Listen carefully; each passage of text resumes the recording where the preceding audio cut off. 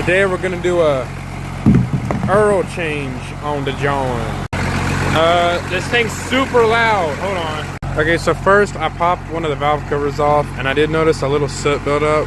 I believe the last owners may have used synthetic blend, so I'm throwing some of this in here to see how much it'll clean up the motor. And then I have some Royal Purple that I'm using. It's back there in the back. And yeah, this is how the oil change is gonna go. All right, so I just let her idle for about 15 minutes. Let her get a good little flush going, so all that's nice and through the system. I'm going to drain the fluid and then the filter. This is like the weirdest filter I've seen for an old truck especially, but I mean, it's somewhat accessible. But we're gonna start on the oil change. So first, get that under there. Second, get baggy with Le Tools, as pictured. Grab whatever size you think fits first, and then spend about 5 minutes finding the right size. Next, get under the John. It's pretty self-explanatory.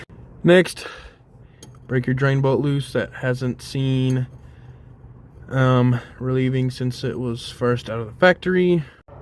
Make sure it doesn't almost splash all over. Yes, I'm on a dog mat because I'm not wearing a shirt and the rocks hurt.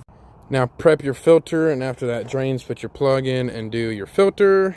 Next, put your DPF nozzle on your oil. You heard that right. The DPF nozzles actually pretty much go almost on anything. And then fill your oil filter up.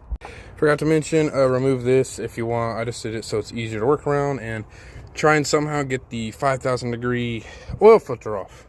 I don't know how, but I got that little bowl of lava out, and for some reason these don't leak like typical oil filter housing, which is kind of cool.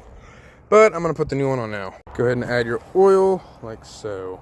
Better yet, find your mom's candle holder and pray it doesn't get on it and she beats your ass.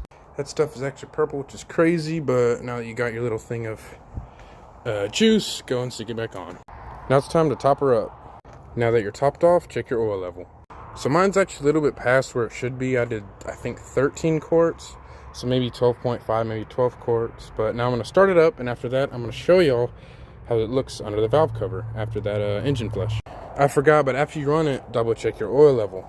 Oil level is still good, but now, time for the big reveal. So it did clean it, but not a lot. There was a good bit more of soot right there. I'm pretty sure this is just because using conventional motor oil and not full synthetic, which is not a problem with that. I mean, it is an old truck, but I'm gonna have to run something in here to really clean it. But anyways, I rate this an 8 out of 10 because it's so greasy and thick oil.